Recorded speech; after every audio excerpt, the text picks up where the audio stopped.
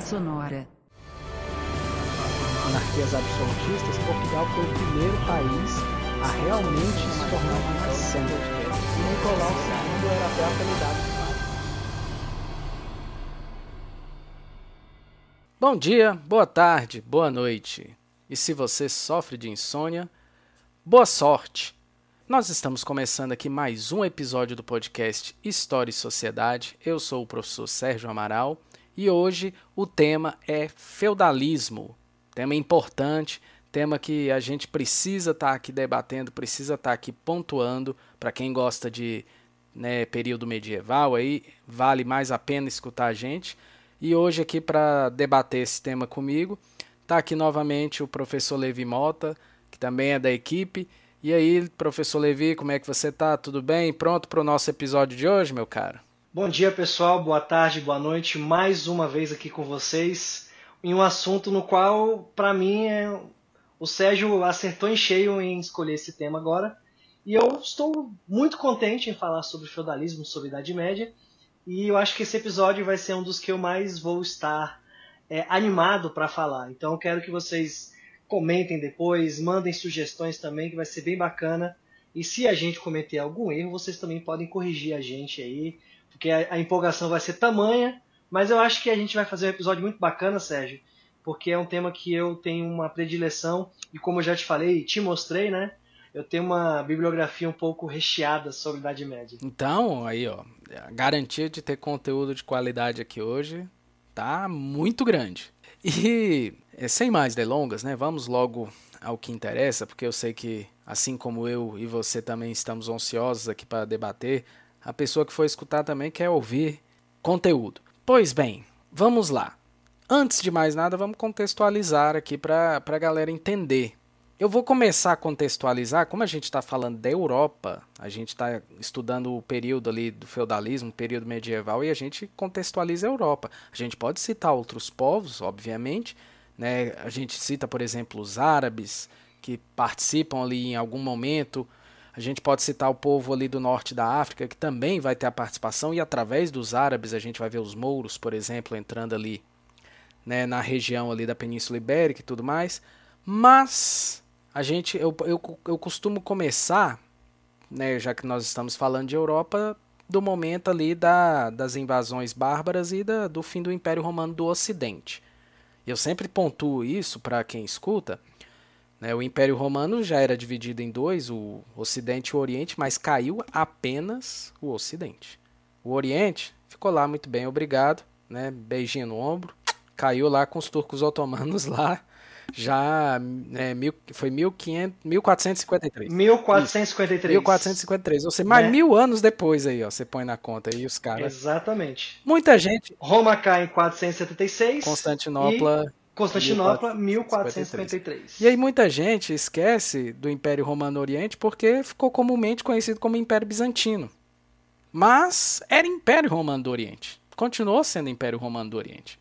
Mas vamos lá. Eles se consideravam, né, romanos, né? Eles só mudou a língua, mudou a parte da cultura, mas eles ainda se consideravam romanos. Eles só mudaram os termos. Em vez de romanos, eles agora são chamados de romaioi em grego, né?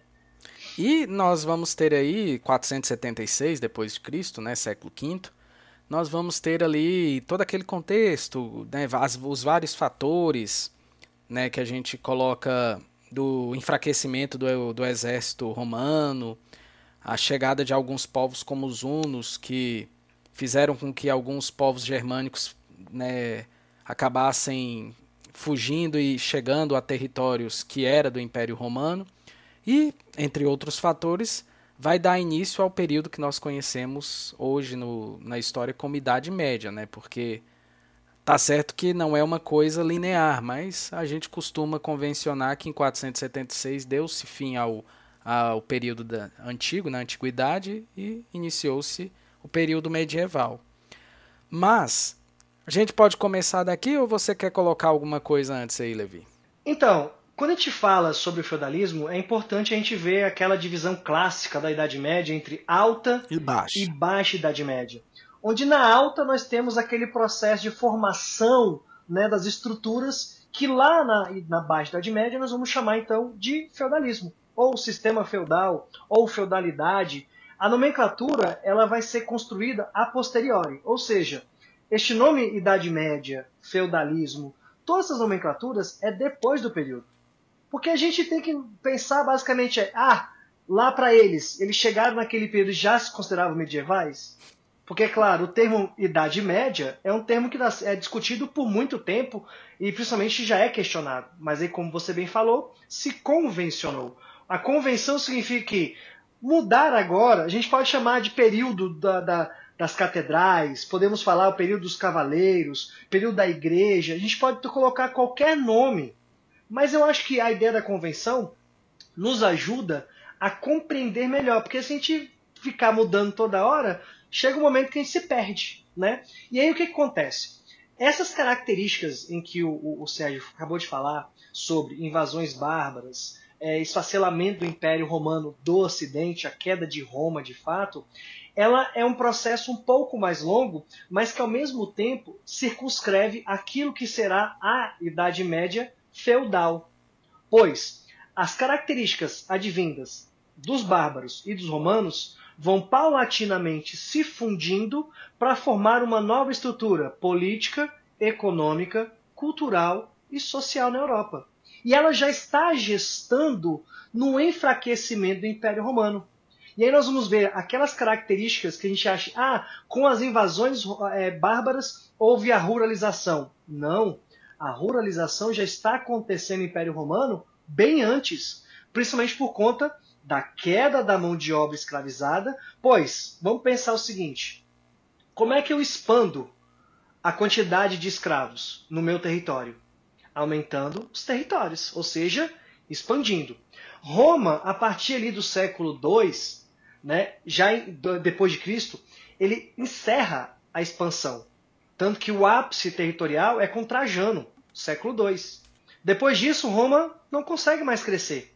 E aí isso vai paulatinamente diminuindo a quantidade de escravos. E isso vai gerando cada vez mais crises econômicas em Roma. Se eu não tenho mais escravos para produzir, para trabalhar, eu não vou ter mais riquezas para pagar o exército. Eu diminuindo o salário do exército, começa a enfraquecer as fronteiras. E aí, como você falou das invasões bárbaras, nós temos que pensar em duas ondas de movimentação bárbara. Uma inicialmente pacífica, que é aqueles então que vão formar os federates, que vão ficar nas fronteiras, e depois nós vamos ter as invasões mais violentas, como você bem disse, a partir daquele empurra-empurra dentro do contexto dos hunos, liderados por Átila, né, o flagelo de Deus. E aí neste processo vamos ver ali essa fusão de uma cultura romano-germânica. Essa fusão cultural romano-germânica vai então sendo produzida até chegar nesse espaço que nós chamamos nessa estrutura que nós chamamos de feudalismo. Ok? Então, quando a gente pensa em feudalismo, a gente tem que pensar primeiro nessa alta Idade Média, que é do século V até ali o século X. Certo.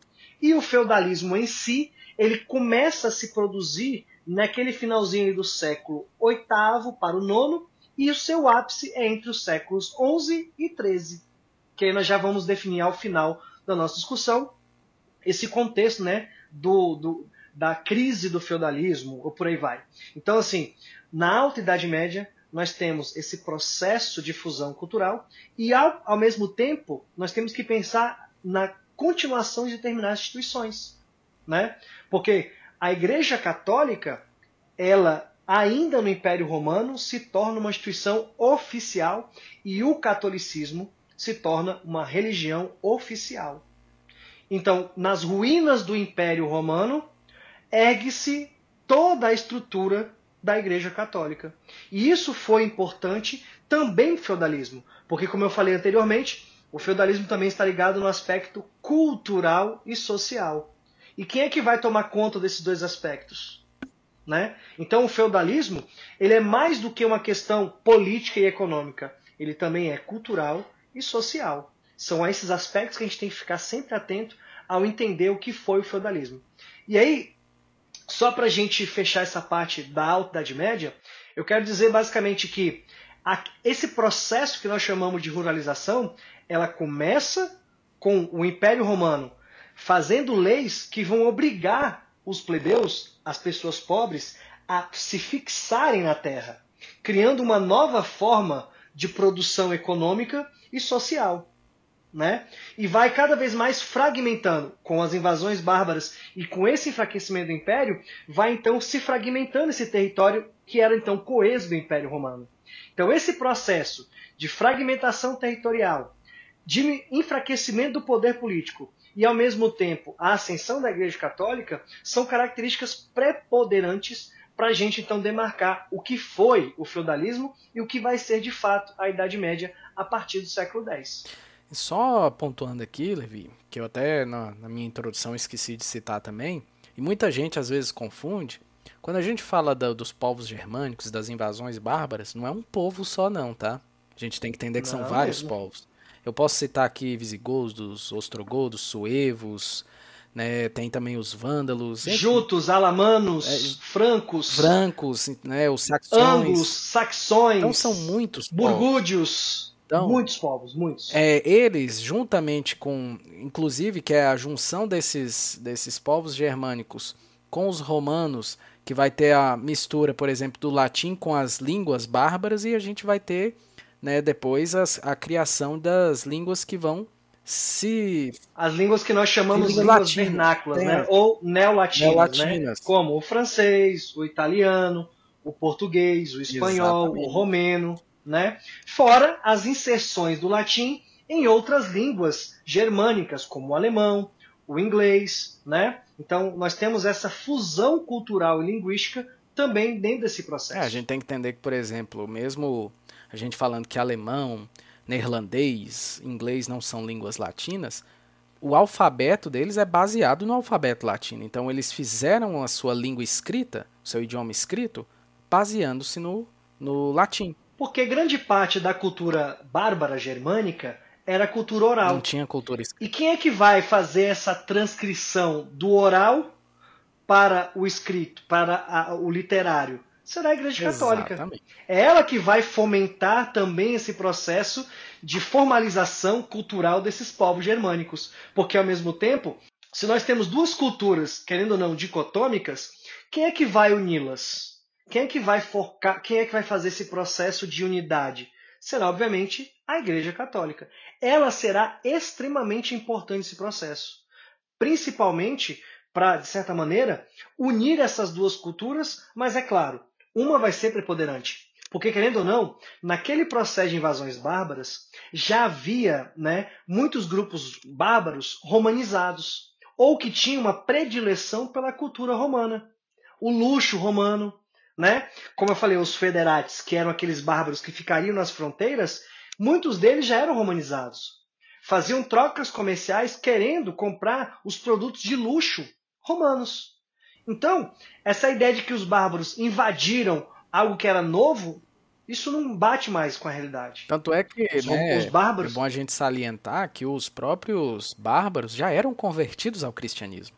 Esse foi um outro processo, né? Porque muitos desses bárbaros eram pagãos. Então, paulatinamente, nós vamos ter que muitos desses bárbaros, e o momento mais importante deles é a conversão de Clovis, se eu não me engano, em 451, quando então ele se converte ao cristianismo.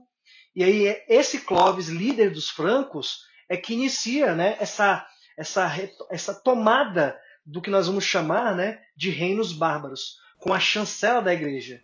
É outro aspecto importante também, que se nós formos olhar o processo de coroação, os ritos reais, todos eles são guiados pela Igreja Católica. A ideia de um bispo ou do próprio Papa coroando, né, os monarcas é essa forma da igreja dar então a chancela para os indivíduos. Porque, é claro, aí eu vou usar uma analogia, um anacronismo rápido aqui, que a Igreja Católica ela tinha, né, um sistema de marketing muito forte. Porque ela chegava, olha, aqui na Europa eu estou em todos os lugares. Você vai ter que conquistar as populações locais. Por que não já faz o processo? Você se converte, você já vai ter uma estrutura administrativa, burocracia, bacaninha, e ainda vai ter uma mensagem, um discurso todinho de obediência a você. Tudo pronto. Só basta você se converter ao cristianismo e aí você vai ter a anuência dessas populações aí que você está dominando, e com isso a igreja continua ali, né, se formalizando em um processo simbiótico com essa nova estrutura de poder que está surgindo, que são os reinos bárbaros, em especial os francos. Tá certo, beleza. Agora, né, a gente não, é como eu até falei em off aqui com o professor Levi, não, a gente vai dar uma pincelada, realmente a gente já está dando um ponto aqui de partida com os francos, né? Falamos do Clovis, aí depois não vamos falar dos outros importantes reinos francos, a gente pode até citar Carlos Martel por causa da Batalha de Poitiers e tudo mais, mas um episódio falando exclusivamente só do reino dos francos está por vir aí em breve, né? A gente pretende mais rápido possível fazer um episódio que também vai dar muito o que falar. Espero ser convidado. E já estou me propondo aqui o convite. Não, mas com certeza. Falou em Idade Média, pode até ter outras pessoas, mas você vai ter que estar no meio, meu amigo. Não, eu tenho que estar envolvido, porque o meu amorzinho é a Idade Média. Mas voltando aqui à situação, a gente falou agora daquele momento do êxodo urbano, né? Quando as cidades começam a ficar... Não, elas não acabam, é bom a gente salientar isso. Não é que não, deixaram de existir cidades ali onde predominou os feudos. Elas apenas ficaram mais vazias, digamos assim, né? Poucas pessoas continuam. Muitas delas desapareceram, sim. Mas não foi. Mas a ideia Sim, com certeza. O que aconteceu foi, de fato, o perigo das cidades durante as invasões era maior do que no campo. Porque com essa fragmentação populacional que vai fugindo para o campo e, ao mesmo tempo, aquelas vilae, que vão ser esses fortes iniciais, que vão ficar na mão dos romanos ricos, né, os nobres, a aristocracia romana, se torna um espaço de proteção. E aí acaba que todo aquele comércio, aquela relação comercial fluida do Império Romano também vai esfalecendo. As trocas monetárias também vão se tornar cada vez mais raras. E aí esse enfraquecimento da cidade vai fortalecer essa produção do campo, onde essas unidades, né, rurais vão se tornando cada vez mais autossuficientes e onde o domínio dessas áreas acaba passando para indivíduos que paulatinamente vão se tornar senhores dessas terras, né? Quando a gente fala do sistema feudal, a gente tem que ficar atento também em um outro conceito importante, que é o senhorio, né? Ou seja, essa ideia de um senhor detentor de poderes jurídicos, econômicos, sociais, sobre aquela comunidade, que é outra característica importante da Idade Média. O surgimento de blocos comunitários regidos por um novo poder que é desse senhor feudal. Não é outra coisa também que não vai desaparecer são as monarquias. Exatamente. Nós vamos ter monarquias, né? Elas vão estar ligadas a uma cidade, vai ter uma capital, só que este poder político, né, com o enfraquecimento da cidade, com a fragmentação territorial, onde aumenta-se o poder desse futuro senhor feudal, acaba também diminuindo o poder do rei. Ele acaba se tornando um senhor feudal de um feudo, onde, por conta, isso a gente pode ver mais adiante, devido aos laços que vão sendo criados, ele então terá mecanismos de poder, né? Que é uma característica também de um poder, entre aspas, né? Na Idade Média. Então, a importância que se dá ao campo, ela vem principalmente porque a terra, por assim dizer, que nós chamamos hoje de feudo, será esse centro catalisador e de unidade dessas populações, onde a produção ali vai então dar condições de subsistência para toda aquela comunidade. Obviamente que um grupo específico menor deles é que vai se beneficiar muito mais disso, né? Daqui a pouco a gente vai falar das questões sociais, mas a ideia do campo em relação à cidade, ela vai ser importante porque, dentro de um contexto também de longa duração, Sérgio, a gente tem que pensar o seguinte: mesmo com a Revolução Industrial lá no século XVIII, o campo ainda era o espaço de predominância da população na Europa. Então, só lá no século XIX é que nós vamos ter essa inversão do campo-cidade. Então, a importância do campo ela é essencial. Tá? Por isso que acaba que até hoje A gente vê muitas pessoas, e uma analogia que eu faço, muitas pessoas que enriquecem na cidade acabam pegando parte de seus investimentos para conseguir aonde mais poder? No campo, comprando mais terras também. Então é uma característica bem interessante que a gente pode ao final também trazer como análise, né? Essa ideia das permanências de algumas características que ainda tem da Idade Média, né? A gente pode pensar isso aí no finalzinho. Não, Mas eu acho que é basicamente isso. se a gente falar, você citou aí a questão da Revolução Industrial, se a gente for pensar aqui no contexto Brasil, até 1950 a população rural era Brasileira. maior do que a população urbana. A partir de Verdade. 1950 que a gente vai ter, né, a população urbana cada vez maior do que a população rural, para você ver como essa questão rural ela é muito importante. E esse final que você citou, quando a gente estuda, principalmente em geografia, mas também em história, mas mais em geografia, quando a gente fala da questão dos movimentos, né, sociais, assim, das transmigrações dos tipos de movimentos, né? Aí tem o êxodo rural e o êxodo urbano.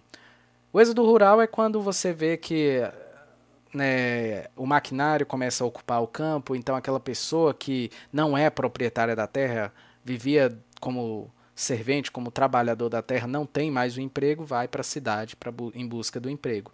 E o movimento contrário, quando a gente tem o êxodo urbano hoje em dia, é justamente aquela pessoa que às vezes tem um recurso financeiro, já está um pouco mais cansada, estressada ou mais velha e resolve mudar-se para a calmaria do campo, digamos assim. Do campo. Então tem Exatamente. esses nuances também. Mas vamos voltar aqui para o nosso assunto aqui de feudalismo. Eu estou fugindo muito. Vamos lá. Tá nada, você tá só pontuando, só dando. colocando termos bem interessantes. Mas isso é muito bom mesmo se falar. E falando já do feudo, né? Do contexto do feudo, uma coisa que é interessante a gente pensar, você até deu uma pincelada disso, da ideia da subsistência. O feudo ele tinha a ideia de ser autossustentável. E eu falo isso em sala de aula e muitas vezes os alunos assustam. Eu falo, gente, um feudo, claro que existiam feudos de vários tamanhos, mas um feudo geralmente não era uma chácara, não. Não era um sítio, não, gente. Era uma coisa muito grande. Se a gente pegar, Era um latifúndio, né? Se a gente pegar, tinham feudos que eram tamanho de municípios do Brasil hoje em dia. Né? Na verdade, tinham feudos que hoje são países na Europa. Então, Né? eu costumo dizer para eles que devido ao enfraquecimento do comércio, né, é bom sempre salientar, assim como a população urbana não deixou de existir, o comércio não ficou 100% em off. Ele continuou existindo, mas de uma forma menos intensa, vamos dizer assim.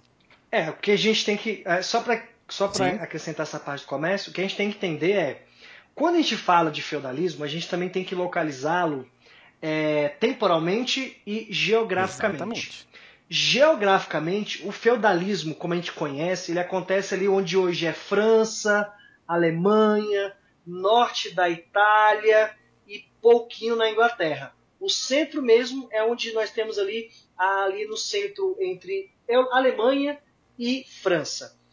As outras áreas orientais da Europa e também norte da África, ou podemos colocar dentro de contextos mais claros, a região muçulmana a partir do século VII e a região bizantina, ali da região onde é a Turquia, parte ali do que é a Grécia e tudo mais, são áreas extremamente urbanas e comerciais. Ou seja, haverá uma relação onde a Europa vai ter uma estagnação de desenvolvimento, enquanto as áreas árabes e bizantinas terá um boom, um avanço de desenvolvimento cultural, econômico, tecnológico muito avançado se comparado à Europa.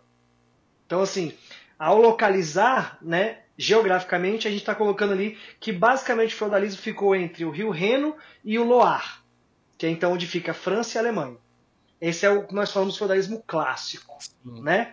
E aí, é nesse espaço que nós vamos ver, então, basicamente, toda essa estrutura que a gente fala em sala de aula. Manso servil, manso senhorial, né? Manso comunal, o castelo. Tudo isso que a gente fala em sala de aula, a gente verá, então, em características gerais, nessa pequena região. E aí, basicamente, entre os séculos X e o século XIII, dentro do contexto temporal. É o que nós vamos ter, então, de feudalismo ou feudalidade, ou, um termo muito mais usual, que eu acho que vale mais a pena de falar, sistema feudal.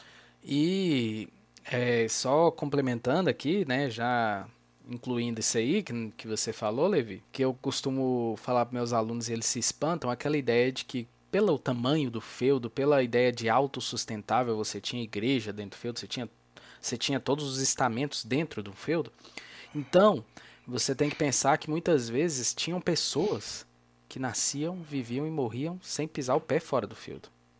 Era comum isso. Exatamente. Era comum. Imagina, eu até brinco com eles. Imagina você, hoje, numa situação que você nasceu aqui na sua cidade, você viveu aqui na sua cidade, você morreu aqui na sua cidade, mas não pôs o pé uma vez na vida fora da sua cidade. Fora dos Os limites da cidade, né? justamente. Aí eles, não, credo, isso não existe. Existe, já existiu. Existe Hoje, hoje, mas hoje ainda nós podemos encontrar pessoas que nascem e morrem sem sair do local que nasceu, entendeu? Existem esses casos. Então, eles ficam admirados quando eu falo isso. E aí eu tenho que sempre inserir, e a gente vai falar isso aqui agora, que é a ideia da autossustentabilidade do feudo. Para você meio que se isolar, se fechar dentro do feudo, o feudo ele tem que ser autossustentável, senão não há lógica você criar um sistema desse. E aí tem toda aquela questão dos estamentos que a gente vai falar aqui, que eles vão ficar ainda mais bem definidos, que aí a gente vai convencionar que é os 3 estados, né, que tem a nobreza, o clero, as 3 ordens, né, que é a nobreza, o clero e os servos, né? E aí a gente vai ter cada vez mais formando uma sociedade realmente feudal. Mas, pontuando aqui, a gente tem que falar daquele momento, a gente falou do momento da formação dos feudos, falamos aqui algumas características dos feudos, inserindo aqui nesse ponto de funções sociais dentro de um feudo, né? Já que eu citei a questão da sociedade. Nós vamos ter uma nobreza, e a gente vai falar dentro dessa nobreza que haviam ainda, por exemplo, diferenças. Você tinha suceranos e vassalos, que ambos eram nobreza. Você tinha o clero, que é composto por membros da igreja, e você tinha clero regular, clero secular, alto clero, baixo clero, tudo dentro desse esquema. E você tinha também ainda os servos, que eram os que trabalhavam, né? Então, você tinha aquela ideia da nobreza, que era a nobreza guerreira, o clero, que era quem rezava, e o povo, que era o que sustentava, o que trabalhava, né? Em latim, né, como foi falado pelo Aldebarão de Laon, que é uma das definições mais clássicas e convencionais, mas que ela não, de certa forma, não explica todo o conjunto social daquele período, que é então os oratore, em cima, né, obviamente sempre a igreja no topo, os bellatore, os que lutam, oratori, os que oram, os bellatore, porque a ideia de guerra era um contexto também de beleza, por isso então a palavra bella, é guerra, é batalha, então os bellatori, e os laboratores, os trabalhadores, né, que era o terceiro estamento. Essa é a definição clássica. Mas, antes de falar basicamente dessa divisão estatal, a gente tem que falar um pouco de como funcionava a estrutura social da Idade Média. Onde, então, em definições bem rasas, superficiais, a gente tem que falar que é o seguinte, que a noção da Idade Média social está ligada ao domínio, né, ao controle social. Quais serão os grupos que terão, então, esse domínio? Primeiramente, óbvio, os guerreiros, que terão então o controle da terra, o poder secular. Mas eles não estão no topo da sociedade. Eles têm o poder sobre a terra. Porque a gente tem que olhar também que toda a dinâmica daquela sociedade vai estar atrelada, obviamente, a uma concepção de imitação do céu. Ou seja, onde Deus está no topo. Quem é a representante de Deus na terra? No caso é o clero, né? A igreja. A igreja, né? E aí com seus representantes. Que também, ao passar do tempo, algumas funções eclesiásticas vão ganhando cada vez mais força na Idade Média. Isso nós vamos ver principalmente com a fundação do Império Carolíngio. Mas esse é outro ponto. Então, voltando aqui. Basicamente, é uma sociedade dominada por guerreiros no contexto das terras e também pela igreja a partir da ideia de controle, ordenamento social. E aí nós temos, obviamente, que não que a escravidão acaba, mas que a sociedade ali começa a migrar para uma servidão onde homens livres vão, de certa forma, entregar a única coisa que ele tem para outro homem livre, que é a força de trabalho. Ou seja, começa a surgir novos laços, né, de dominação. E aí nós temos que pensar em outro ponto. Essa classe dominante, ela é pequena em comparação aos dominados. E como é que eu consigo ter controle sobre a sociedade, sabendo que ela pode, de certa maneira, se rebelar contra esse pequeno grupo? Quem é que vai dar essa sustentação para a manutenção desse domínio? Aí entra de novo a igreja. Então, guerreiros e clero formam, de certa maneira, uma duplicidade de poder para manter essa escala mais embaixo, né, esse estamento mais embaixo, dominada, controlada. Entendeu? Então, quando a gente fala então dos estamentos, a gente tem que estar sempre atento a essa divisão, né, provisória, e que a ideia de mobilidade ela não acontece. Em alguns casos não acontece. Óbvio que tem pessoas que elas podem, por exemplo, lá dos servos, chegar ao ponto de chegar até o clero, como você bem disse, o alto e o baixo clero. Então são características importantes a ser colocado, né? Então nessa estrutura nós temos o clero com domínio ideológico, de discurso, etc. Abaixo, os nobres, que vão ter o controle sobre a terra, o poder de justiça, o poder econômico de controlar a produção, e é claro, é eles que vão arrecadar grande parte da produção dos servos. E abaixo, os servos, que vai ser uma região, né, por assim dizer, social, mais múltipla, porque não só tem camponeses, vão ter vilões, vão ter também profissionais como carpinteiros, ferreiros, entre outros grupos ali, mas a maior parcela, obviamente, será de camponeses. Tá certo, e né, só reforçando o que você falou, era uma sociedade estamental, ela não tinha ascensão social, né? Então, quando você até citou a questão dos camponeses, quando um servo, no caso, ele ascende socialmente, é através do clero. E só para pontuar aqui também, que eu queria falar, né, quando você estava mencionando, eu até esqueci de falar, o nobre, o guerreiro, a gente tem que entender a nobreza, nesse momento aqui, diferente daquela nobreza que era uma nobreza burocrática lá do Estado moderno, do absolutismo que nós falamos aqui no episódio anterior, lá no episódio 78, que era mais uma nobreza, vamos dizer assim, entre aspas, mais mórbida, digamos assim, né, que detinha um poder, mas era uma nobreza mais de ostentação, de luxo e tudo mais, e aqui não, a nobreza era uma nobreza realmente guerreira. Tanto é que desde muito jovens, os pequenos nobres já eram treinados para ser grandes guerreiros. Então a gente tem que entender que o contexto da nobreza aqui é uma nobreza diferente do que seria a nobreza lá séculos depois. Não havia essa preocupação tanto com o letramento, com o estudo, com o intelecto. Haviam nobres que se dedicavam, por exemplo, até a aprender a ler e escrever, isso é óbvio, não era 100%, e havia aquela ideia de uma família nobre, quando o filho mais velho, para cuidar, né, geralmente do legado do pai, ele se tornava aquele guerreiro, ele era preparado para aquilo, e muitas vezes os mais novos, eles se tornavam membros do clero. Era bem comum isso acontecer também. Porque se a gente entender bem, a ideia do alto e baixo clero, ela também era uma divisão dentro do clero para membros mais da nobreza, que ascendiam ao alto clero, e membros do baixo clero, que geralmente eram membros vindos, né, da classe dos camponeses. Então também tinha esse contexto, eu só queria terminar pontuando isso aí mesmo. Não, você está corretíssimo. E é uma característica bem interessante, porque essa ideia da linhagem e também da hierarquia era importante em vários aspectos. É outra característica muito importante do feudalismo, a ideia de hierarquia. Você verá hierarquias de nobres, você verá hierarquia dentro da própria igreja, papa, arcebispo, bispo, padre, diácono. Então, essa formação dentro de um contexto hierárquico é também importante para essa noção de domínio, de dominação cultural sobre esses grupos. Porque é por isso que a gente mantém essa visão também de que as hierarquias devem funcionar para manter, mais uma vez, esse conceito, né, a ordem. Né? A Igreja Católica ela fomenta essa ideia de ordem.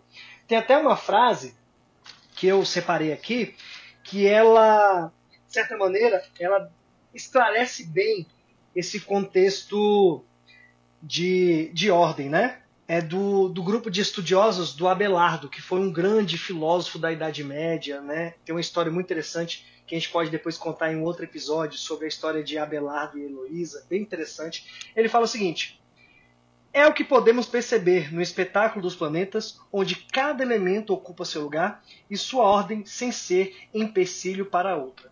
Então essa ideia das ordens sociais na Europa, elas são importantes basicamente para que não haja, de certa forma, nenhum tipo de revolta, nenhum tipo de movimentação contra aquela hierarquia estabelecida.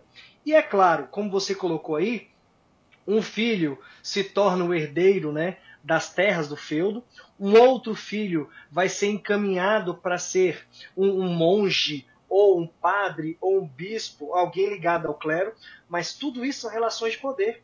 As filhas serão utilizadas como moeda de trocas em casamentos importantes feudais, que também entram nesse aspecto também das trocas para obter mais feudos, para obter mais exércitos, porque essa relação, nós vamos ter dois tipos de relação no feudalismo. Uma que nós chamamos de relações horizontais, que tem até um conceito para isso, que é a vassalagem, né? A relação suzerania e vassalagem entre nobres. Se é horizontal, então é entre iguais, entre nobres. Ou seja, basicamente vai estar ligada a esses casamentos, essa ideia do conselho e do auxílio, auxílio militar e conselho no sentido de formação de um grupo de nobres para aconselhar o suzerano. E temos a relação vertical, que é a relação de domínio mesmo, né, de exploração da mão de obra, que é entre um senhor feudal e o camponês. Ou seja, essas duas relações elas são intrínsecas ao contexto do sistema feudal, que vale a pena a gente ressaltar nesse processo dentro da divisão social, né? Dentro da pirâmide social ainda há outros tipos de relações, que aí eu coloco bem claro, né? De novo, uma horizontal entre nobres, que vai estar ligada principalmente à distribuição de feudos e também a troca são relações recíprocas. E temos a relação vertical, de domínio, principalmente de exploração do trabalho dos servos, para garantir, obviamente, a continuidade daquele feudo. Porque, no final das contas, a grande perspectiva do feudalismo é prender o indivíduo àquela terra, àquele feudo. E como é que ele faz isso? Primeiro, com as obrigações feudais e também, obviamente, com a igreja. Onde é que eram enterrados os parentes dos camponeses? Em volta da igreja. E a igreja de qual feudo? Daquele espaço específico. Acaba que a pessoa ficava ali, como você bem falou, as pessoas acabavam se prendendo ao feudo sem conhecer nada em volta. Então é outra característica muito importante que deve ser colocada em pauta, né? Nas relações de suzerania e vassalagem. Se você me der um tempinho extra, meu caro, eu posso comentar aqui a respeito de como funcionava o ritual, né, de passagem do feudo. Existia toda uma ritualística que vale a pena ser colocado, né? E eu anotei aqui que é o seguinte: as relações feudais são baseadas no contrato vassálico, que instituiu então um laço entre os indivíduos. Hoje a gente pode colocar que esses laços lembram muito as relações de casamento, que são relações de reciprocidade e que não devem ser quebradas, né? De certa maneira, entre aspas. Por isso que tem essa noção também da presença da igreja nesse processo. A igreja também está nesse ritual de homenagem. E aí, para poder então ser um pouquinho mais pedante, eu vou falar também os termos em latim que eles usavam, né? A primeira fase do ritual de homenagem era o immixtio manum. A ideia de mixar, né, de unir as mãos, unidade de mão. A essência da cerimônia é uma espécie de oração em que o homem, sem armas, com a cabeça descoberta e, em geral, de joelhos, ele colocava as suas mãos juntas às do senhor, que fechava então as duas sobre a do vassalo. Então, daí que vem a noção do aperto de mão para selar os acordos, né? Então vem essa noção de selar um acordo. Depois nós temos o fidei, a fé. Essa aqui consistia em um juramento de fidelidade, podendo então ser selada. Essa é uma parte que eu gosto de falar para meus alunos, que eles não acreditavam, né? E até gosto de fazer o nexo com o presente. Você já sabe o que é.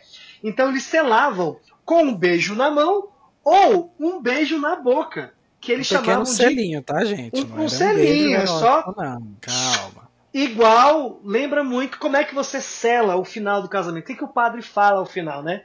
Pode beijar a noiva, pode beijar o noivo. Então eles selavam com esse beijo, que era chamado então de ósculum. Hoje nós chamamos beijo também é ósculo, né? Em português, essa palavra existe no nosso léxico, né? A palavra ósculo, que é beijo. Então, se você quer impressionar a gata, né? Em vez de falar, me dá um beijo, uma bitoca, chega nela e fala, me dá um ósculo. Ou então, vamos despedir com um amplexo, que é um abraço, né? Então, assim, e ao final, nós temos a investidura. São 3 partes desse ritual, que consistia em um conjunto, né? O senhor passava ao vassalo um objeto simbólico para significar a cessão do feudo. Então, havia ali toda uma mística por trás desse processo, né? Por exemplo, como é que é investidura no casamento? A troca de alianças, que é o símbolo, né, dessa troca de sentimento, de laços entre indivíduos que estão se unindo, né? Então, esse processo de homenagem, ele finaliza, obviamente, com os deveres que esse indivíduo deve cumprir em relação ao seu suzerano, que é o de auxilium, que é quando ele precisar de forças militares, de impostos ou coisa do tipo, e o concilium, a ideia do conselho, né? Ou seja, de que quando houver necessidade de ter ali um grupo de indivíduos para opinar, ou etc., ele tem então esse grupo. Vale ressaltar outra coisa, Sérgio. Sim. Eu, vassalo, posso ser suzerano. Eu, suzerano, posso ser vassalo. Porque, como eu falei, tudo funciona dentro de um contexto de hierarquia. E qual é o poder na Idade Média? Terra. Então, o que o senhor feudal mais vai querer? Terras. E para isso, muitas vezes, ele vai se tornar vassalo de alguém para poder ter mais terras, mesmo sendo suzerano de outros. Cara, isso vai ser uma bagunça tão grande na Idade Média que vai chegar momentos que os conflitos vão ser senhores feudais mais poderosos do que muitos reis, devido a essas várias relações de trocas, né, entre senhores feudais. E complementando tudo isso aí que você falou, já entrando aí no ritmo aí que você falou que da brincadeira do selinho, você não vai falar em ósculo com a gata não, que ela vai arrancar um spray de pimenta e tacar no seu olho aí, cara. Que... vai lá, vai mas com convenhamos, calma, pô, usar um vocabulário diferente, pegar essas características feudais para... É claro que não é todo mundo que gosta de Idade Média como nós, né, cara? Então, assim... Se uma gata chega pra mim e me dá um ósculo, eu acho que eu vou querer, pô. Ou então alguém que não entende bem, às vezes fala errado, tá perguntando se você usa óculos, mas tudo bem. Voltando pô, não é? aqui, Você usa óculos? mas voltando aqui, depois dessa piada de tiozão aí, outro fator que eu queria colocar... outro fator que eu queria colocar é que muitas vezes a gente vê essa cerimônia, né, ela tem o nome de contrato de vassalagem ou cerimônia de homenagem, se eu não me engano. E sim. As pessoas tratavam isso como hoje nós tratamos, por exemplo, aqueles contratos em que você assina, vai lá no cartório, cartório, aquela coisa cartorial e tal. Uhum. Tem lá o reconhecimento de firma, né, autenticar e tal, e o contrato vale. Então era algo desse tipo. E uma das partes que não cumprisse o contrato era punida. Então você tinha que cumprir o contrato. Havia punição, exatamente. Hoje a punição, geralmente... E quem fazia o contrato? De multa, algo do tipo. Mas geralmente quem estava ali para validar aquele contrato era um membro do clero. Era um membro do clero. Exatamente. Esse Porque é o ponto-chave. você tinha ali a cerimônia entre o sucerano e o vassalo, mas não era uma cerimônia feita em off ali entre os dois ali, não. Você tinha lá pessoas ao redor, pessoas da nobreza ao redor e pessoas do clero validando aquilo ali. Opa, ó. Eles fizeram. Então, a partir do momento que eles Ué, é igual no a casamento. cerimônia, No casamento tá valendo. você sempre vai ter o quê? As testemunhas. Exatamente. Né? Nós temos as testemunhas. Então, esse ritual, né, esse contrato de homenagem ou contrato de vassalagem, ele tinha que ser público e tinha que ser publicizado pela Igreja Católica. Porque, na maioria das vezes, esses senhores feudais eram analfabetos. E aí esse também é outro ponto-chave, né? A Igreja se aproveitava muito desses processos para ganhar o seu naco, né, o seu pedaço. Não é à toa que a maior senhora feudal da Europa será a Igreja, porque ela vai ter terras em todo o espaço europeu. Né? Então isso é muito importante também de ressaltar, que a Igreja Católica também tinha terras, também tinha relações de vassalagem, tinha relações servis, na qual ela tinha, então, pessoas trabalhando para abastecer o seu respectivo território. Então ela vai ter um poder, muitas vezes, que a gente coloca, né, que a igreja ela se tornará uma instituição pan-europeia. Ela vai estar em todos os lugares. Né? Até se fala em vários textos da Idade Média em que a igreja ela lançava o seu véu sobre a Europa, na ideia de que ela cobre todo aquele território. Então, a presença da igreja ela sempre será importantíssima no que diz respeito ao que nós estamos falando aqui, que é o feudalismo. Ou seja, é como se fosse uma relação simbiótica. Tá? Não há feudalismo sem igreja, sem a nobreza e sem a servidão. Essa tríade funciona de uma maneira quase que mecânica. Lógico que não perfeita. E já aproveitando que você jogou a isca aí, eu vou fisgá-la. Vamos falar já da própria influência do poder, do papel da igreja ali dentro do contexto feudal.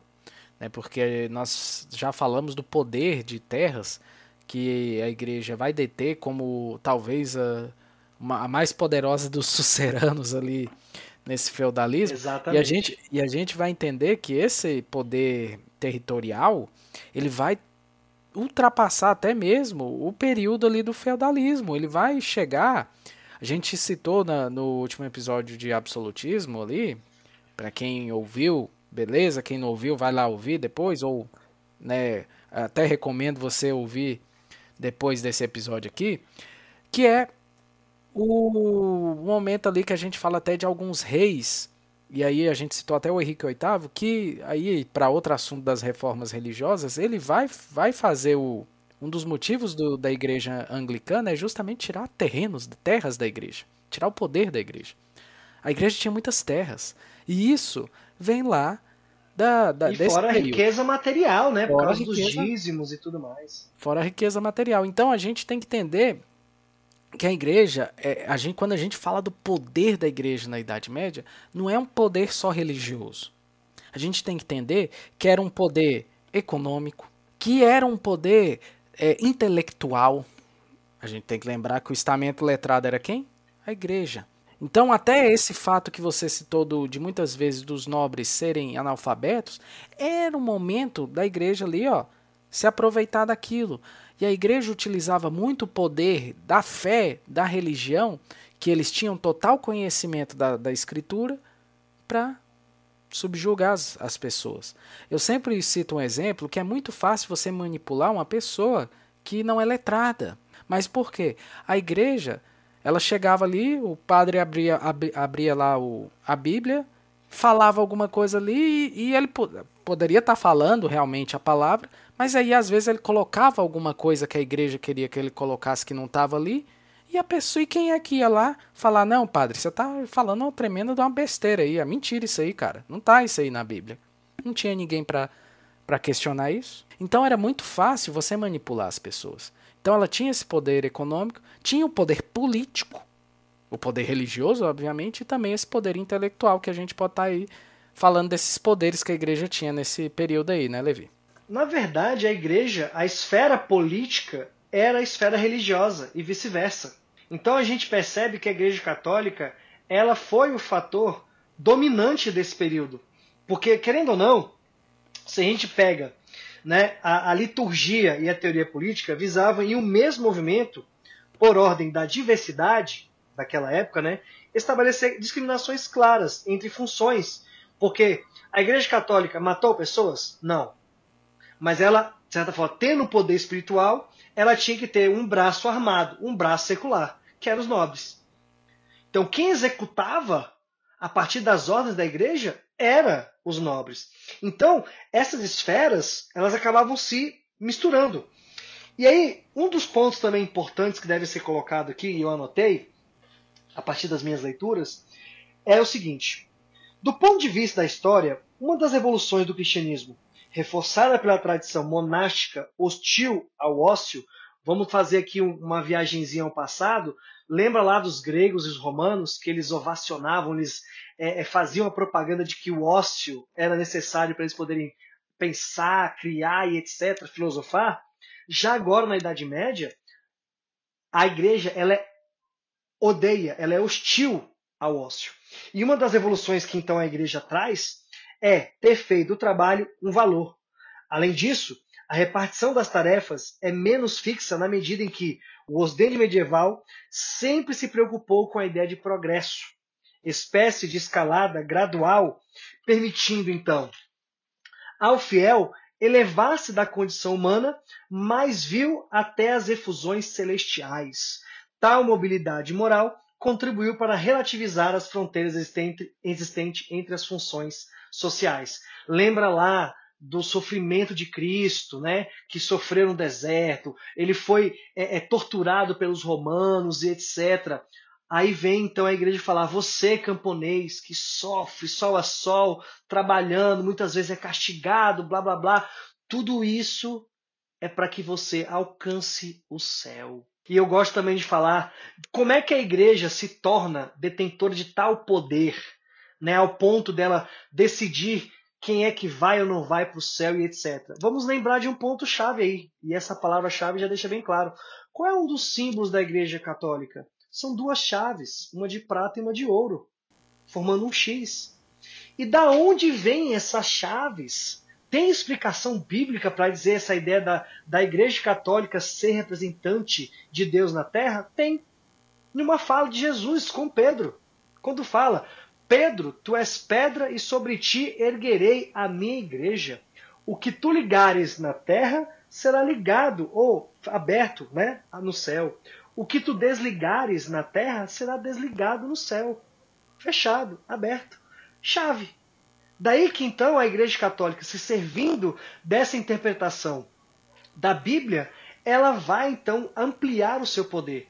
Tanto que até hoje, é outra característica também, não só medieval, mas depois também ali no Concílio de Trento, do século XV, nós vamos ter ali a Igreja reafirmando como detentora do poder interpretativo da Bíblia. E o seu fiel não pode interpretar livremente, como acontece nas outras igrejas que estão fora do contexto católico, as igrejas protestantes. Outro ponto que eu deixei de falar é que o feudalismo, por ele ter ficado circunscrito a um pequeno espaço, principalmente devido a esse processo de interiorização, o que nós temos que lembrar é que também na passagem ali da Alta Idade Média, ali no século VIII, IX, nós temos uma segunda vaga, né, uma segunda onda de invasões. Né? Ou seja, ali a partir dos anos de 700, 800, nós temos invasões do norte, a partir que aí nós temos, né, os vikings, nós temos do leste os húngaros ou magiares, e ao sul, a partir do Mediterrâneo, nós temos os árabes. Por isso que, mais uma vez, essa ideia do interiorização e esse fechamento da Europa vai ser tão característico ao ponto de a mobilidade, no sentido de deslocamento territorial, se reduz muito. Porque há um contexto de insegurança muito alto na Europa. E acaba que até esses grupos se conformarem nos seus espaços, como a gente falou ali, né, os berberes e os muçulmanos do norte da África dominando a Península Ibérica, a conformação de um reino húngaro, né, por assim dizer, e a assimilação dos nórdicos na Europa. Surgindo então territórios feudais nórdicos. Isso vai demorar mais ou menos uns 200, 300 anos, Principalmente quando nós vamos ter ali, por exemplo, a formação de um feudo bárbaro não, viking, na França, que é chamada até hoje de Normandia, que vem, obviamente, da palavra Northman, né? Nordman, que então vem a ideia do homem do norte. E aí depois temos a ocupação da Inglaterra por dinamarqueses, noruegueses, suecos e por aí vai, até se ter, obviamente, a formação de um novo reino ali do Guilherme o Conquistador em 1066. Então, é outra característica que deve ser colocada em pauta aqui nesse contexto, onde, mais uma vez, esse processo de êxodo, né, de interiorização, ela também vai ser formalizada para o feudalismo dentro desse contexto de novas invasões, que vai ampliar esse temor da Europa, né? Que aí depois, obviamente, a gente vê uma nova reviravolta no século XI para o XII, que vai ser então com as Cruzadas, que aliás nós já temos até um episódio a respeito disso, que é quando nós vamos ter esse processo de expansão da Europa e que vai trazer mudanças drásticas em toda a estrutura da Europa. É mais ou menos isso que eu queria colocar para salientar esse contexto do porquê, né, essa sociedade ser tão interiorana, tão rural, né, tão, de certa forma, estagnada no processo produtivo. Porque mesmo a gente falando que esses feudos eram autossustentáveis, não quer dizer que essa produção de alimentos garantia alimentação constante. Nós vamos ter vários momentos de muita fome na Europa. Então, esse feudalismo ele também não garantiu uma alta produtividade. Pelo contrário, porque devido às obrigações feudais, corvéia, banalidade, talha, entre outras, mão morta e por aí vai, nós vamos ter ali então que a produção do servo, do camponês, não é capaz de atender às demandas dele. Atende às demandas dos nobres, dos senhores feudais, da elite, mas não atende a sua demanda. Por isso que quando a gente vê esses filmes e séries que remetem ao feudalismo, como Game of Thrones, entre outros, a gente vê lá que a população campesina vive na miséria, enquanto os nobres estão ali se esbaldando em comida, bebida e etc. Porque essa é a lógica da exploração e dominação na Idade Média, no contexto feudal. E só para pontuar aqui, pessoal, para quem tem interesse em ouvir esse episódio Cruzadas, ele é o episódio número 22 do nosso podcast. Eu vou deixar ele na descrição aí, para quem estiver ouvindo e depois tiver interesse em já também emendar o episódio Cruzadas. E eu recomendo também emendar o 78 para quem não ouviu, que é o episódio Absolutismo também, que vai casar bem aqui com muita coisa aqui do que nós falamos. Aí você já citou algumas obrigações que a gente falou aí, né? Corvéia, censo, mão morta, banalidade e tudo mais. E que muitas vezes o servo não tinha o que comer realmente, porque ele, se eu não me engano, ele trabalhava, vamos supor, 7 dias da semana, ele trabalhava 3 a 4 dias em terras de manso senhorial. Mas um dia ele não trabalhava. Era o domingo, o dia né? do Senhor é o dia do Senhor. Aí ele não trabalha. Tá, mas vamos lá. E aí, os dias que ele trabalhava no seu manso servil, era o dia que ele ia produzir aquele alimento para pagar os tributos. Porque o que ele produzia no manso senhorial não era dele, era as terras do senhor. Era aquele trabalho obrigatório. Se eu não me engano, é a corvéia, né? Corvéia, que é o trabalho compulsório. Que é o trabalho compulsório nas terras do Senhor. E você imagina aqui, ó, já falando aqui dos servos, e você imagina aquela situação. O cara vai lá, trabalha 3, 4 dias da semana lá nas terras do Senhor. Aí trabalha mais uns 2 na terra dele e tem o dia de descanso dele, mas tudo bem. Nesses 2 dias ele vai produzir alguma coisa ali. E você vai tirar, claro, as banalidades, porque vamos supor que o cara planta trigo, que é a base do pão, por exemplo. Cara, para você fazer o pão, você tem que moer o trigo. Aí você vai usar o moinho. Aí você vai para a banalidade. De quem é o moinho? Moinho é de quem? E fica onde? Na terra de quem? Do senhor. Tu vai usar? O senhor tem que pagar para usar. Então você vai dar mais uma parte da sua produção para usar a bosta. Tem a talha. Tem a talha ainda. O que você produz no manso servil, parte vai para o senhor feudal. E não, e Se tem o servo morre, se o servo morre, paga-se também uma taxa para o senhor feudal, porque aquela mão ali não trabalha mais, então tem que se pagar uma taxa. O censo que era por cabeça. Então, por exemplo, se você tinha 5 pessoas lá na família, cada cabeça delas tinha que pagar mais uma taxa lá pro. É uma loucura, cara. Só que essa taxa do censo, se eu não me engano, era anual. Teve o caso lá do pagar o for mariage, que hoje é for marriage, né, em inglês. Mas o for mariage, o nobre vai casar, o servo tem que pagar o casamento do cara, ou seja, produzir coisas ali Vou dar o dote.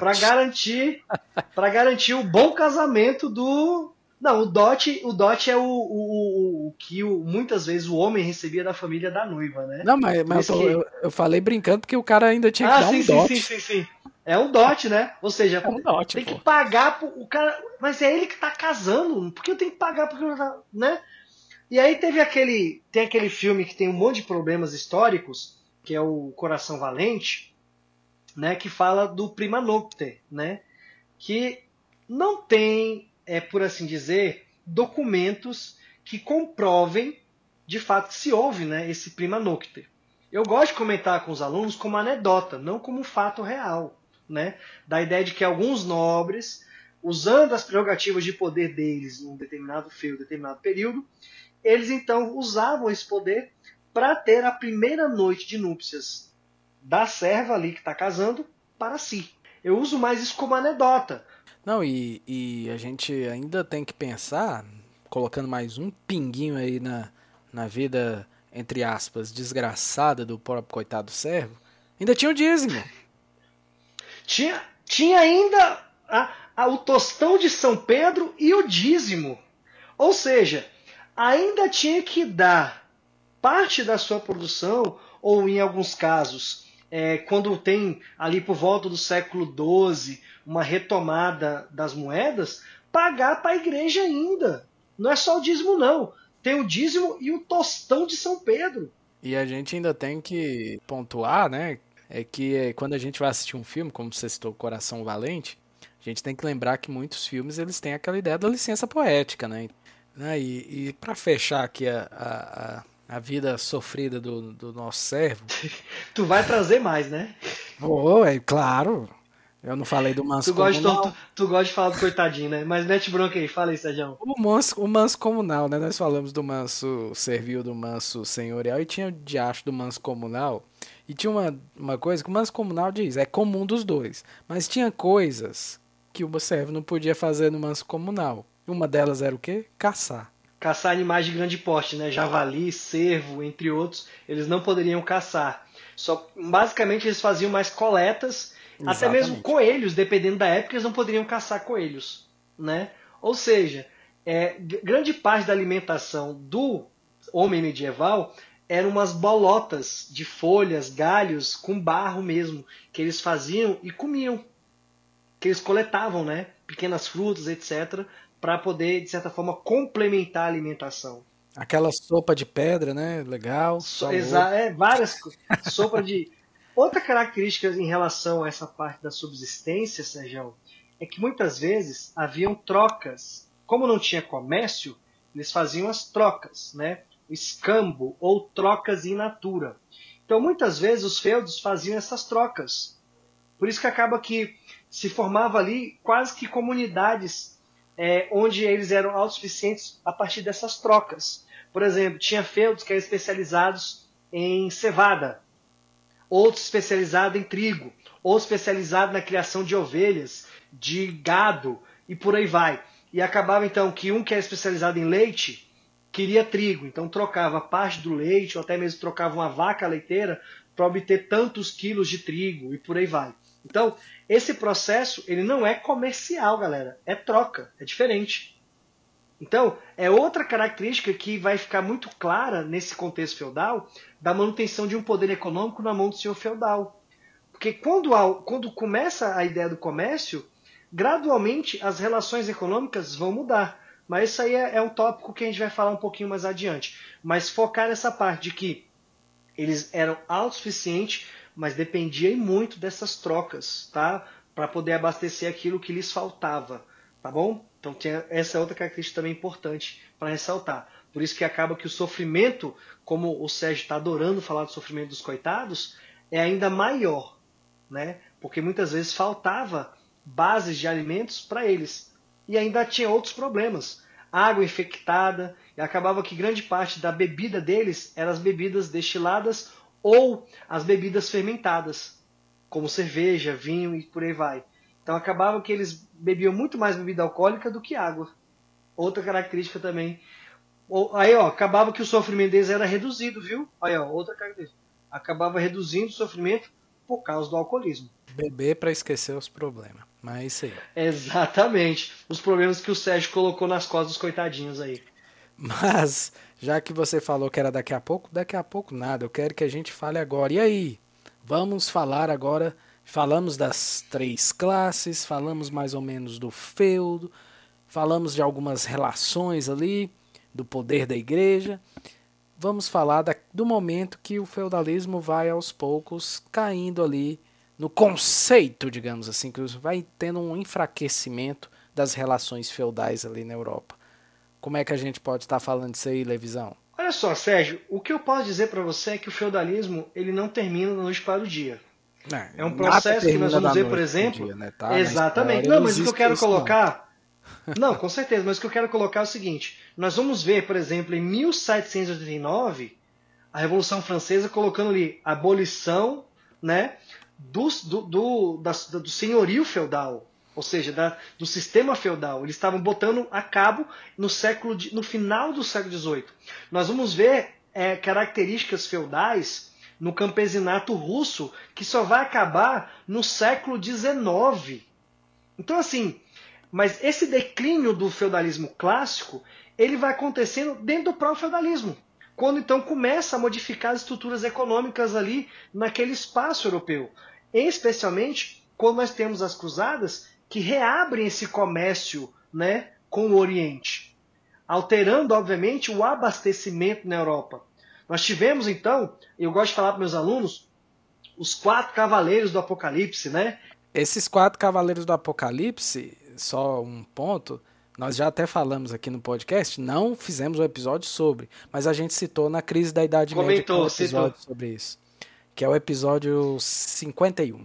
Aí, retomando essa ideia dos 4 cavaleiros, que é basicamente, então, que é o clássico que a gente fala em sala de aula, né? Que é devido ao contexto da peste bubônica, que vai levar, então, a uma queda brusca da população, mas, ao mesmo tempo, vai trazer riqueza para a Europa, e isso é interessante, né?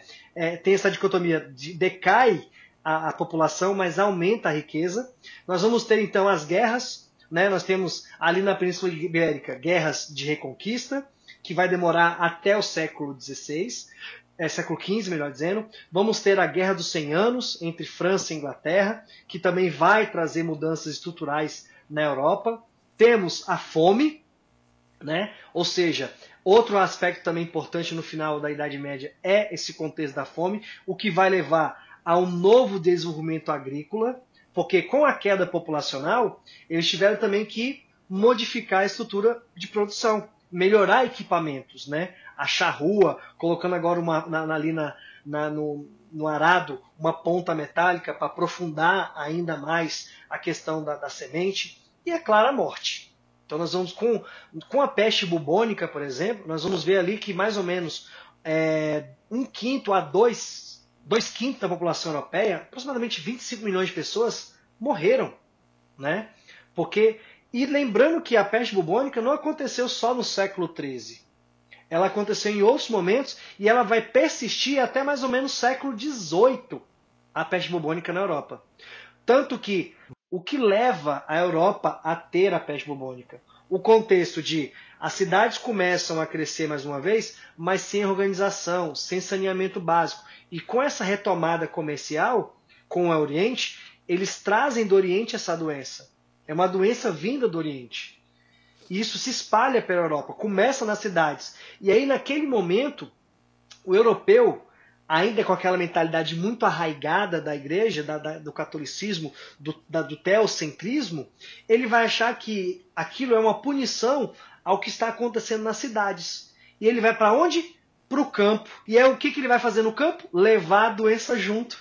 Então acaba que as forças produtivas da Europa vão decair de tal forma que toda a estrutura social, política, econômica vai mudar. Né? Começam a questionar a igreja, né? Começam a surgir mais revoltas camponesas, porque com um número menor de camponeses, o senhor feudal, ele vai, coitado do meu servo, eu vou então diminuir a carga de trabalho. Não, eu vou aumentar a carga de trabalho, né? E aí nós temos também, com essas revoltas campesinas e essas mudanças estruturais, com as guerras que estão acontecendo, o rei começa a se fortalecer. Então, toda essa dinâmica, ela acontece no feudalismo. Né? O surgimento da burguesia, as mudanças econômicas, ela não é um processo fora do feudalismo. Não, ela acontece dentro. E podemos dizer que, basicamente, toda essa nova estrutura que está surgindo, ela é fruto da própria dinâmica do feudalismo. Das mudanças que estão acontecendo no feudalismo. A gente não pode dizer que da noite para o dia houve, né, esse contexto que nós chamamos de a transição do feudalismo para o capitalismo. Não, o capitalismo ele nasce dentro do feudalismo. Quando a gente fala da burguesia, quando a gente fala das relações comerciais, porque as relações comerciais se tornam cada vez mais fluidas, cada vez mais imponentes, com o processo de conquista, né, das cruzadas, que renasce esse processo comercial forte na Europa. Então, o feudalismo em si, né, ele não desaparece, ele só muda os seus processos. Deixa de ser uma produção de subsistência e começa a se pensar já na produção de excedente. Né? Então, são características que a gente tem que levar em consideração aqui. Levi, eu vou aproveitar a ensejo aí que você foi um cara que penetrou a fundo aí nos estudos aí para estar debatendo esse episódio aqui conosco. Se tu fosse, vamos aí, escolhe um desses seus maravilhosos livros, se tu fosse indicar um hoje aqui que aborda bem legal, de uma forma mais abrangente, o período feudalismo, o período feudal ali na Europa clássica. Qual deles que você escolheria hoje aí para estar indicando aí? Eu vou pelo coração. Eu ia usar a razão, mas eu vou pelo coração. Eu sou apaixonado por um historiador da terceira fase da Escola dos Análises, que é o Jacques Le Goff. Então, uma das obras que eu é uma obra, mas dividida em duas, mas aqui no Brasil, se não me engano, pela editora Edusc, é um livro só, é um volume só, que é o livro A Civilização do Ocidente Medieval, do Jacques Le Goff. Esse livro aqui, ele é completo, né? E o Jacques Le Goff é meu amorzinho. Se eu pensar em livros de Idade Média, é a dele. A forma como ele escreve, como ele te conquista a partir da escrita dele, é fascinante. Então, essa é uma obra na qual eu recomendo, né? A Civilização do Ocidente Medieval, Jacques Le Goff. No mais, Levi, você quer deixar mais alguma dica aí, falar mais alguma coisa para complementar o nosso episódio? Cara, eu basicamente, eu não sei se você notou a minha empolgação nesse episódio, né? Não sei, o pessoal que estiver ouvindo saiba muito bem que falou em Idade Média, o meu coração bate mais forte, é uma coisa assim que me fascina, sempre me fascinou. E agradecer mais uma vez estar aqui com você, Sérgio, é sempre bom conversar sobre história. Né? Eu gosto de história. No vídeo, aqui entre eu e o Sérgio, eu tô com a camisa, né, do Peter Burke, que ele fala, né, que a função do historiador é lembrar, né, daquilo que a sociedade quer esquecer. Então acho que a função da gente como historiador hoje, né, mais uma vez aqui no podcast, é trazer pro ouvinte profissional de história, estudante, curioso, que a história é fascinante e que vale a pena estudar história. E quero agradecer então a todos que estiverem ouvindo. Não deixe de comentar. Também não deixe de nos ajudar aqui, né, no processo do nosso Apoia-se. E espero mais uma vez, mais um episódio bacana aí que a gente vai depois passar para vocês. Próximos episódios. E não deixe de nos seguir no Instagram e tudo mais para acompanhar as nossas atualizações. Obrigado. Um ótimo dia, tarde, noite para vocês. E se você estiver de madrugada, que ouça essa voz aveludada aqui do Sérgio para acompanhar, né? Ter uma boa noite de insônia nos ouvindo. Como o Sérgio gosta de falar, né? Se você sofre de insônia, boa sorte. Mas vamos só colocar aqui em ponta as nossas redes sociais, pessoal. @História e Sociedade no Instagram e no Threads. @podcast Soc no Twitter. www.historiaesociedade.com.br, nosso site. Tem o Blue Sky também, que é historiaesociedade.com.br. O Facebook, que é podcast História e Sociedade. E o Apoia-se, né? Eu vou só tirar aqui alguns trechos aqui do nosso episódio para estar pedindo a cooperação. Você tem lá, né, formas de apoiar e a gente continuar aí ajudando a gente a tocar esse projeto, que é muito importante. Não é muito caro, você ajuda a gente e em contrapartida a gente dá aí alguns pequenos benefícios aí que a gente pode oferecer aí para também ajudar você que gosta do nosso trabalho. E, pessoal, você vai lá em apoia.se/História Sociedade. O link vai estar aqui junto com vários outros links, mas eu vou destacar aqui bem fácil para que você possa estar lá. Se você acha que vale a pena, se você gosta do nosso trabalho, vai lá, ajuda, que vai dar uma força gigantesca aqui pra gente. Tá, pessoal? No mais, obrigado pela sua audiência, pela sua paciência, por estar aqui mais de 1 hora nos ouvindo. Eu tenho certeza que de alguma forma a gente, né, te deixou aí fascinado para você continuar pesquisando, continuar estudando sobre feudalismo ou outros assuntos aqui que a gente possa ter pontuado no nosso episódio. No mais é isso, pessoal. Eu quero agradecer do fundo do meu coração. Um beijo grande no coração, um abraço na alma de vocês e a gente se vê no próximo episódio, pessoal. Tchau, tchau. O podcast História e Sociedade é produzido e editado por Sérgio Amaral e Vinícius Orix. Você nos encontra nas mais diversas plataformas de streaming de podcasts. Nos vemos na próxima, pessoal. Tchau, tchau.